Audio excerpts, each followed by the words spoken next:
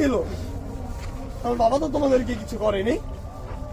ছাত্ররা তোমার সুস্থ একটা আইন চাইছিল, সুস্থ একটা জিনিস চাইছে, তার জন্য তোমরা শত শত আমার নিজের বন্ধু, আমার নিজের ভাইকেও তোমরা আমার চোখের সামনে তোমরা কুপিয়ে হত্যা করছো।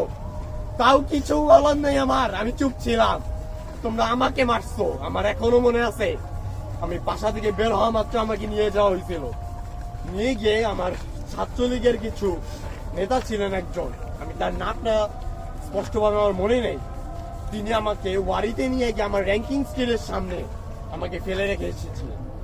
আমার এখনো মনে আছে, আমাকে আধা ঘন্টা যাবত মারতেন, তারপর আমাকে ঠান্ডা কড়কড়া ঠান্ডা বানিয়ে আমাকে খাওয়াতেন, এরপরে আবার মারতেন।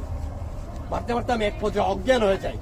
আমাকে এই র্যাঙ্কিং স্টেজের সামনে আমাকে যখন ফেলে রাখা আসা হয়, তখন আম পাবলিকরা নিয়ে গিয়ে আমাকে সালাউদ্দিনে ভর্তি করে। আমার শরীরের দাগ দেখে আমার বাবার এখনো মনে আছে।